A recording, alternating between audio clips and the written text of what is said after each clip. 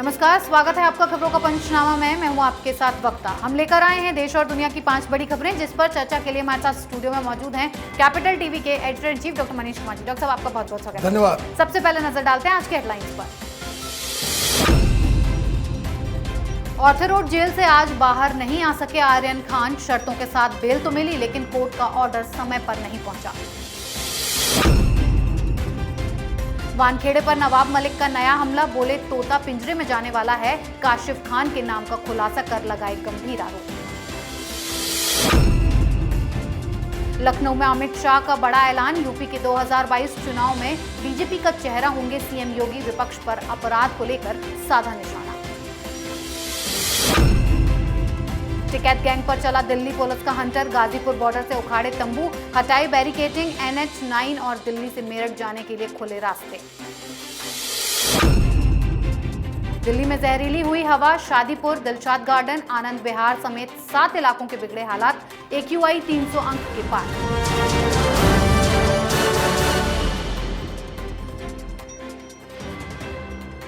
सबसे पहले बात करेंगे आर्यन खान की। ड्रग्स केस में जमानत मिलने के बाद आज भी आर्यन खान जेल की हवा खाएंगे। कल कोर्ट ने शर्तों के साथ बेल दी थी, लेकिन कोर्ट के ऑर्डर की कॉपी जेल अधिकारियों को समय पर नहीं पहुंच पाई, इसीलिए आर्यन की रिहाई टल गई। अब कल रिहाई होगी। आपको बता दें, बॉम्बे हाईकोर्ट ने 5 पन्नों का बेल ऑर्डर जारी किया है। इसमें लिखा है कि आर्यन को जमानत के दौरान किन शर्तों का पालन करना होगा। उन्हें 1 लाख रुपए के मुचलके पर जमानत दी गई है। आर्यन को हर शुक्रवार NCB दफ्तर में हाजिरी भी लगानी होगी। साथ ही वो कोर्ट की कार्रवाई को लेकर कोई बयानबाजी भी नहीं कर सकेंगे। साथ ही आर्यन खान को अपना पासपोर्ट स्पेशल कोर्ट में सरेंडर करना होगा। डॉक्टर साहब, कुछ शर्तों के साथ आर्यन को बेल तो मिल गई, लेकिन वो आज भी जेल से बाहर नहीं आ पाए। देखिए, ये तो अजीब कहानी हो गई। सलमान खान तो छूट गया था जी। वो तो जेल के अंदर भी नहीं गया, लेकिन ये किंग खान, ये बादशाह खान के बेटे के साथ इतना बड़ा जुल्म। और पूरी बाराती तैयार थी, दूल्हा ही नहीं आया। सिर्फ देखा आपने किस तरह से मीडिया की तैयारी हो गई थी। जेल के बाहर सारी मीडिया कैमरा लगा करके, मन्नत के बाहर पटाखे फूट रहे थे। अरे आप जिम मेरा सब लगा हुआ था। मैंने ऐसा कर रहा था मीडिया कि जैसे कोई वर्ल्ड कप जीत करके कोई खिलाड़ी लौट रहा है, कोई ओलंपिक गोल्ड लेकर के आया है, या फिर कोई बहादुर सिपाही पाकिस्तान को शिकस्त देकर के आया है बॉर्डर पे, कोई परमवीर चक्र लेकर के लौटा है। और इस तरह का तमाशा, बेशर्मी की भी कोई हद होती है। ड्रग्स के केस में एक आरोपी बाहर आ रहा है, मीडिया ने तमाशा बना दिया। PR एक्सरसाइज चल रहा है।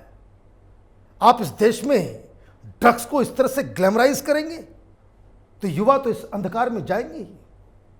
सबको लगेगा कि भाई ड्रग्स लेकर के हम बाहर लाएंगे तो ऐसे ही मीडिया हमारी आरती उतारेगी। अजीब कहानी है। खैर, मीडिया को बताना चाहिए, वो तो नहीं बताए, लेकिन आप समझ लीजिए कि जिस तरह की शर्तों को आपने बताया कि किन शर्तों के ऊपर हाईकोर्ट ने उसे बेल दिया, ऐसे तो हार्डकोर क्रिमिनल के साथ होता है जी। कि आपको शुक्रवार को 11 से 2 बजे के बीच हाजिरी लगानी होगी। आप मुंबई के बाहर नहीं जा सकते, इंफॉर्मेशन देना होगा, पासपोर्ट जमा कराने, मतलब विदेश भी नहीं जा सकते। किसी आरोपी से या किसी गवाह से आपको वो इन्फ्लुएंस करता हुआ, बातचीत करता हुआ, और मीडिया में तो आप कुछ बोल भी नहीं सकते। और मीडिया वाले देखिए आरती उतारने के लिए खड़े हैं। अब क्या बचा हुआ रह गया। खैर, बेल मिल जानी थी तो मिल गई। आज रिहाई होनी थी, नहीं हो पाई, किस्मत की बात है। लेकिन कल वो छूटेंगे। कल यही तमाशा चलेगा मीडिया में दिन भर कि किस तरीके से आर्यन का ग्रैंड वेलकम ये दलाल मीडिया करती है। ये आश्चर्यचकित चीज़ें हिंदुस्तान में ही हो सकती हैं। जी डॉक्टर साहब, अब खबर नवाब मलिक के आरोपों पर। आर्यन की रिहाई के बाद भी नवाब मलिक की बौखलाहट खत्म नहीं हो रही है। अब नवाब मलिक ने वानखेड़े पर नए आरोप लगाते हुए क्रूज पार्टी में मौजूद दाढ़ी वाले युवक के नाम का खुलासा कर दिया है। नवाब मलिक ने कहा है कि उस दिन ड्रग्स पार्टी में फैशन टीवी का इंडिया हेड काशिफ खान था, जो क्रूज पर इवेंट ऑर्गेनाइज कराता था, जिसका वानखेड़े से संबंध है। नवाब मलिक ने काशिफ खान पर सेक्स रैकेट और ड्रग्स रैकेट चलाने का आरोप भी लगाया है और कहा है कि तोता अब पिंजरे में जाने वाला है, वहीं काशिफ खान ने नवाब मलिक के आरोपों को झूठा करार दिया और कहा कि उसका वानखेड़े से कोई लेना देना नहीं है और ना ही वो ड्रग्स सेक्स रैकेट चलाता है और अब वो जांच में पूरा सहयोग करेगा। डॉक्टर साहब, नवाब मलिक आखिर इतना बौखलाए क्यों हुए हैं? रोज एक नया आरोप लाते हैं। देखिए, आज जो उन्होंने प्रेस कॉन्फ्रेंस की उसमें उन्होंने साफ साफ कह दिया कि ये दरअसल एक राजनीतिक मसला है। हम लोग शुरू से कहते आ रहे हैं कि वाकई राजनीतिक मसला है। राजनीतिक मसला इसलिए है क्योंकि ये जो नवाब मलिक साहब है उन्होंने कहा कि बीजेपी ये चाहती है कि बॉलीवुड जो है वो मुंबई से उठ के यूपी में चला जाए और ये हम होने नहीं देंगे और इसलिए ये सारा काम कर रहे हैं। तो आपने एक मिस्टेक इस तरह से कर दिया कि अब तो यूपी में जाकर के जहां चुनाव होने वाले हैं भारतीय जनता पार्टी कहेगी कि देखिए ये कांग्रेस पार्टी, ये शिवसेना, ये एनसीपी, ये अखिलेश यादव के साथ जो लोग गलवैयाँ करते हैं, महागठबंधन बनाते हैं, इन लोगों ने यूपी के विकास को रोका है। तो खैर ये तो राजनीतिक मसला अलग है, लेकिन इन्होंने एक और गलती कर दी। ये तो बड़े ताकतवर मंत्री हैं, इतने ताकतवर हैं कि मुख्यमंत्री भी उनके खिलाफ कुछ नहीं बोल सकते। आप कह रहे हो कि भाई ये जो शख्स जो दाढ़ी वाला है वो काशिफ खान, वो ड्रग रैकेट और सेक्स रैकेट चलाता है। सरकार तो आपकी है, अभी तक कैसे वो गिरफ्तार नहीं हुआ है? उसके खिलाफ कार्रवाई क्यों नहीं है? आप तो त्रिकालदर्शी हैं, आपको सबके बारे में सब कुछ मालूम है। तो आपको ये भी बताना चाहिए कि भाई अब तक वहाँ पे पुलिस वालों ने, वहाँ की सरकार ने एक्शन क्यों नहीं लिया? या फिर इस तरह के लोगों के साथ सचिन वाजे टाइप के जो पुलिस अधिकारी हैं उनकी सांठगांठ है, परमवीर सिंह जैसे पुलिस कमिश्नर की सांठगांठ है? ये सवाल तो पूछे जाएंगे अब, क्योंकि एक मिनिस्टर, वो भी ताकतवर मिनिस्टर जिसके पास इतनी सारी जानकारी है और कार्रवाई ना हो तो क्या है इसका मतलब? इसका मतलब तो यही है कि सबकी मिली भगत है इसलिए चल रहा है।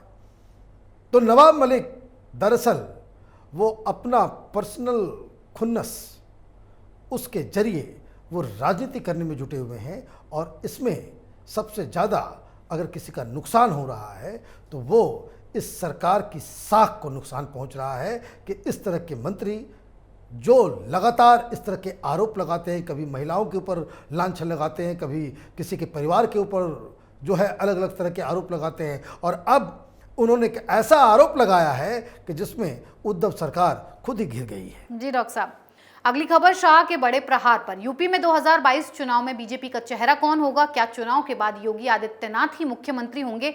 तमाम अटकलों पर केंद्रीय गृह मंत्री अमित शाह ने विराम लगा दिया है। लखनऊ में अपनी रैली में शाह ने साफ साफ कहा है कि अगर 2024 में नरेंद्र मोदी को पीएम बनाना है तो योगी आदित्यनाथ को सीएम बनाइए। शाह ने इस दौरान सपा बसपा पर भी जोरदार हमला बोला और कहा कि योगी ने 90% वादों को पूरा किया है। अपराध पर सख्ती का परिणाम है कि आज यूपी में बाहुबली ढूंढे नहीं मिल रहे। यूपी में 15 सालों तक सपा बसपा का खेल चलता रहा, यूपी को बर्बाद किया गया। यूपी की हालत देखकर मेरा खून खौल जाता था, लेकिन आज गर्व होता है। डॉक्टर साहब, अमित शाह ने विपक्ष को ऐसा जवाब दिया है कि सारे के सारे चारों खाने चित्त हो गए हैं। बिल्कुल, आज अमित शाह अपने पूरे फुल फॉर्म में थे और क्या एग्रेशन था। और अखिलेश यादव की तो आज उन्होंने बिल्कुल बोलती बंद कर दी। उन्होंने पूछा कि भाई आप ये बताएं कि आपको उत्तर प्रदेश की बड़ी चिंता होती है, बाढ़ की आपदा से उत्तर प्रदेश जूझ रहा था, कोरोना से अस्त व्यस्त हो गया था पूरा समाज, आप कहाँ थे? उनसे पूछा गया कि भाई आप ये बताइए कि पिछले 5 सालों में आपने कितनी बार विदेश यात्रा की है, कहाँ कहाँ गए हैं, इसका हिसाब। ये लोग 2019 के पहले प्रधानमंत्री मोदी के ऑफिशियल फॉरेन विजिट के बारे में सवाल करते थे। ये तो प्राइवेट विजिट के बारे में पूछा जा रहा है कि भाई कहाँ कहाँ गए ये बताएं। राहुल गांधी के बारे में तो सबको मालूम है, अखिलेश यादव के बारे में मालूम नहीं है। और ये क्यों पूछा जा रहा है? वो इसलिए पूछा जा रहा है क्योंकि अमित शाह ने कहा जब कोरोना से पूरा समाज व्यथित था, आप सड़क पर नहीं आए, आप लोगों के पास नहीं पहुंचे। जब बाढ़ की त्रासदी से उत्तर प्रदेश के लोग जूझ रहे थे, आप लापता थे। और अब जब चुनाव का वक्त आया है तो नए नए कपड़े सिलाकर आप मुख्यमंत्री बनने का ख्वाब जो है वो पाल रहे हो। तो ये एक तो बड़ा आरोप लगा। दूसरी बात, आपने सही कहा कि ये जो अटकलें जो दिल्ली में जो दलाल किस्म की जो मीडिया है जो लगा रही थी कि चुनाव की बात फिर तय होगा कि मुख्यमंत्री कौन होगा नहीं होगा, आज ये सारी चीज़ें खत्म हो गई। दो काम हुआ, एक तो भारतीय जनता पार्टी के अंदर ये जो मौर्य जी के गैंग के जो लोग हैं जो इस तरह के बयान बीच बीच में डाल रहे थे, अब वो सतर्क हो जाएंगे, क्योंकि अमित शाह ने अब कह दिया तो किसी की हिम्मत नहीं पड़ेगी बीजेपी के अंदर इस बात को इवन सपने में भी सोचने के लिए कि चुनाव के बाद मुख्यमंत्री को बदला जा सकता है। पहली बात ये। दूसरा संदेश विपक्ष के पास चला गया कि जो इस मुद्दे के ऊपर थोड़ा सा फॉल प्ले प्रोपेगेंडा कर सकते थे, उसके ऊपर भी आज विराम लगा दिया गया। तो आज फुल स्कोर तो अमित शाह के जिस हिसाब से उन्होंने आज जो बैटिंग की है, चौके छक्के जबरदस्त मारे। जी डॉक्टर साहब, अब बात गाजीपुर बॉर्डर की। दिल्ली की बॉर्डरों पर कब्जा जमाए बैठे फर्जी किसान और टिकैत गैंग पर दिल्ली पुलिस का हंटर चल गया है। इस आंदोलन की वजह से बंद पड़े रास्तों को दिल्ली पुलिस ने बहाल कर दिया है। टिकरी बॉर्डर का एक रास्ता खोलने के बाद आज दिल्ली पुलिस गाजीपुर बॉर्डर पर लगे बैरिकेडिंग को हटा चुकी है। इन फर्जी किसानों के तंबू उखाड़ दिए गए हैं। वहीं टिकैत ने बैरिकेडिंग हटने के बाद बयान दिया और कहा कि वो अब किसान संसद में जाकर फसल बेचेंगे। डॉक्टर साहब, पुलिस की कार्रवाई से टिकैत के सपने धरे के धरे रह गए, सारी बैरिकेडिंग और तंबू उखड़ चुके हैं। देखिए, ये तो पहले ही हो जाना चाहिए था, इतना लंबा घसीटने की जरूरत ही नहीं थी। सुप्रीम कोर्ट शुरू से कह रहा है, ये फैसला सुप्रीम कोर्ट ने शाहीन बाग के उस फर्जी आंदोलन में ही दे दिया था कि आपको हिंदुस्तान में प्रोटेस्ट करने का तो अधिकार है, सड़क जाम करने का अधिकार नहीं है। पब्लिक न्यूसेंस आप क्रिएट नहीं कर सकते डेमोक्रेटिक प्रोटेस्ट के नाम पे, और उसका पालन नहीं हो रहा था, सरकार उसको लागू नहीं कर रही थी। अभी 2-3 दिन पहले सुप्रीम कोर्ट ने फिर अपने इस फैसले को दोहराया और ये कहा कि भाई हटना चाहिए। पुलिस उसी को लागू करने में लगी हुई, क्योंकि लोग सवाल पूछ रहे भाई सुप्रीम कोर्ट का फ़ायदा क्या? अगर आप फैसले सुना देते हो और वो लागू नहीं होता है तो ये तो बहुत ही शर्मनाक स्थिति है। अब ये जो कह रहे हैं राकेश टिकैत, वो ये कह रहे हैं कि अब हम संसद में जाकर के बेचेंगे। भाई संसद में जाने का एक ही तरीका, चुनाव लड़िए, इलेक्शन जीतिए और उसके अंदर संसद में जाइए। ये सोचिएगा कि आप ट्रैक्टर लेकर के संसद के अंदर घुस जाएंगे, तो ये तो हिंदुस्तान में अभी पॉसिबल नहीं है। एक बार 26 जनवरी में सरकार से, पुलिस से, कोर्ट से, पूरी व्यवस्था से ये चूक हो चुकी है, बार बार इस तरह की चूक नहीं होगी। और सबसे मज़ेदार बात क्या है, ये तमाम ये जो दलाल मीडिया है हिंदुस्तान में, वो ये कह रहे हैं कि भाई सड़क जाम करना, रेल रोकना, ये तो डेमोक्रेटिक प्रोटेस्ट का हिस्सा है। ये काम तो गांधी जी भी करते थे, उस समय भी होता था। अरे बाबा, इन लोगों को कौन समझाए कि जो आज़ादी से पहले जो प्रोटेस्ट होते थे वो एक विदेशी हुकूमत के खिलाफ, ये विदेशी हुकूमत नहीं है, हिंदुस्तान के द्वारा चुनी गई सरकार है। और इसलिए जो तरीका उस समय लागू किया जाता था वो तरीका अभी लागू नहीं होगा।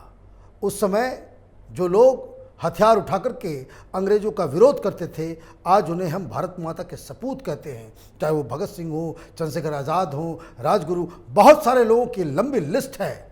आज अगर आप ये काम करेंगे, आपको आतंकवादी कहा जाएगा, नक्सली कहा जाएगा, वामपंथी कहा जाएगा, आईएसआई का दलाल कहा जाएगा। तो ये इस तरह का जो नैरेटिव दिया जा रहा है, उससे भी सतर्क रहने की आवश्यकता है। जी डॉक्टर साहब, आखिरी खबर दिल्ली की जहरीली हवा पर। बिना पटाखे जलाए ही दिल्ली की हवा जानलेवा हो गई है। दिल्ली के 7 इलाकों की हवा बेहद खराब श्रेणी में पहुंच गई है। ज्यादा चिंता की बात यह है कि दिल्ली के 7 निगरानी केंद्र ऐसे हैं जहां का औसत वायु गुणवत्ता सूचकांक 300 अंक से ऊपर यानी बेहद खराब श्रेणी में पहुंच गया है। इनमें शादीपुर, दिलशाद गार्डन और आनंद विहार जैसे भीड़ भाड़ वाले इलाके शामिल हैं। वहीं दिल्ली के प्रदूषण में पराली के धुएं की हिस्सेदारी बढ़कर 19% तक पहुंच गई है। हालात सुधरने के बजाय और बिगड़ रहे हैं। डॉक्टर साहब, दिल्ली की हवा काफी जहरीली होती जा रही है, इसका क्या उपाय हो सकता है? उपाय है, बहुत आसान सा उपाय है।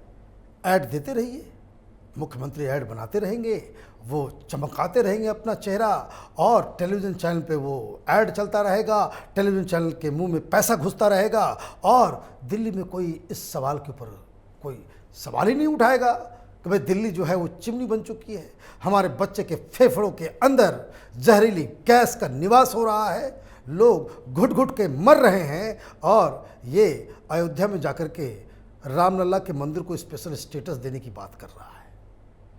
दिल्ली में दिक्कत ये है कि यहाँ का जो मुख्यमंत्री है वो अजीबोगरीब किस्म की राजनीति करता है, जिसका काम प्रदूषण को कम करना नहीं, उसका काम सिर्फ ऐड बना करके मीडिया को की जेबें भरना ताकि उसके ऊपर कोई क्रिटिसिज्म नहीं हो। अब आपने दूसरी खबर दी, ये चिंताजनक स्थिति है कि ये जो पराली 19% दिल्ली के वायुमंडल में अपना हस्तक्षेप कर रही है कि जिसकी वजह से प्रदूषण हो रहा है, तो कहाँ है वो ग्रेटा थनबर्ग? एनवायरमेंटलिस्ट थी। ये पराली जल क्यों रहे हैं? ये किसान वो जला रहे हैं, प्रोटेस्ट में जला रहे हैं। इन्होंने साफ साफ ऐलान कर दिया कि किसान जो कानून है वो खत्म नहीं होगा तो हम वो जलाएंगे, हमको कंपनसेशन नहीं मिल रहा। कहाँ है राहुल गांधी? ये तो छुट्टी मनाने निकल जाएगा अच्छी अच्छी वादियों में जहां बिल्कुल फ्रेश एयर मिलेगा। और दिल्ली की जनता को आपने पूरे एनसीआर दिल्ली ही नहीं, गाजियाबाद, फरीदाबाद, गुड़गांव, ये जो तमाम ये जो पूरा इलाका है, मेरठ, सारा कुछ, वहां के लोगों को आपने मरने के लिए छोड़ दिया। और यहाँ पे जो शख्स है वो किसानों के साथ खड़ा होता है, भाई पराली जलाओ। कहाँ है वो ऐड? अभी तक आया नहीं कि हमने वो लिक्विड निकाल लिया है कि जिससे पराली की समस्या हमेशा के लिए खत्म हो जाएगी। तो ये तमाशा दिल्ली के अंदर में चलता रहेगा, क्योंकि दिल्ली के लोगों ने एक ऐसे मुख्यमंत्री को चुना है जो काम कम और कैमरे के ऊपर चेहरा ज़्यादा चमकाना चाहता है। जी डॉक्टर साहब, बहुत बहुत धन्यवाद इतनी जानकारी के लिए। धन्यवाद। खबरों का पंचनामा में आज के लिए इतना ही। देश विदेश की बाकी खबरों और उनके सटीक एनालिसिस के लिए देखते रहिए कैपिटल टीवी। हमें लाइक कीजिए, शेयर कीजिए और कैपिटल टीवी को सब्सक्राइब कीजिए। नमस्कार।